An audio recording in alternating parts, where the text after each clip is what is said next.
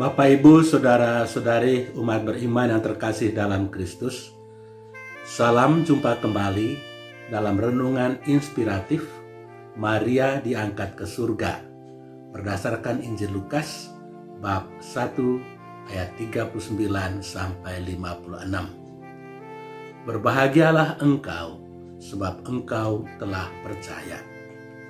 Bapak, Ibu, Saudara-saudari umat beriman yang terkasih dalam Kristus.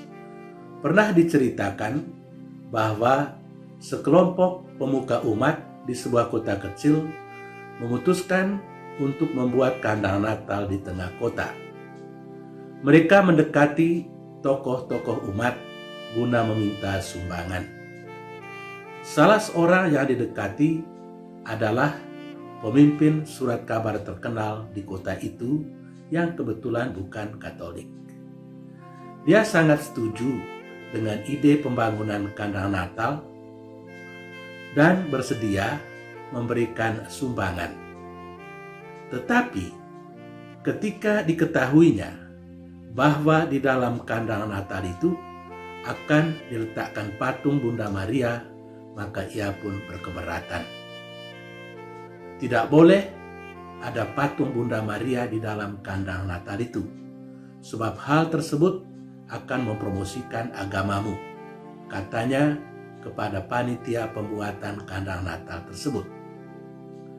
Salah seorang anggota panitia itu menjawab, "Baiklah, kami tidak akan menempatkan patung Bunda Maria di dalam kandang Natal itu seandainya engkau bisa menjawab pertanyaan ini. Tunjukkanlah kepada kami suatu kelahiran tanpa ibu. Bisakah seorang anak lahir tanpa ibu?" Pertanyaan tersebut tidak bisa dijawabkan oleh pemimpin surat kabar tersebut, dan oleh sebab itu patung Bunda Maria tetap diletakkan di dalam kandang Natal tersebut. Orang tidak bisa berpikir tentang Yesus tanpa bundanya Maria, sebagaimana orang tidak bisa berpikir tentang bayi tanpa berpikir tentang ibu yang melahirkannya. Saudara-saudari terkasih, pada hari ini kita merayakan pesta Maria diangkat ke surga. Pesta ini tidak dapat dipahami tanpa menghubungkannya dengan peristiwa Yesus Kristus. Dia diistimewakan justru karena Yesus Sang Penyelamat telah memberikan kepada Maria rahmat yang istimewa.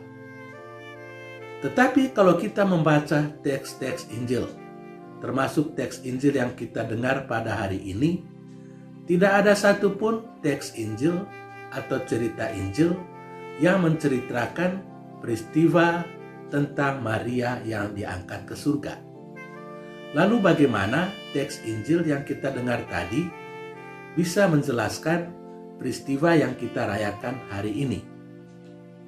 Saudara-saudari terkasih, Santo Paulus dalam suratnya pertama kepada umat di Korintus menegaskan, semua orang akan dihidupkan kembali dalam persekutuan dengan Kristus, tetapi tiap-tiap orang menurut urutannya. Kristus sebagai yang sulung, sesudah itu mereka yang menjadi miliknya pada waktu kedatangannya.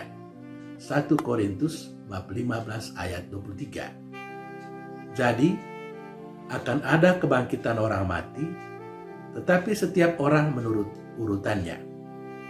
Kita semua yang menjadi milik Kristus akan dibangkitkan pada hari kedatangannya, yakni pada akhir zaman.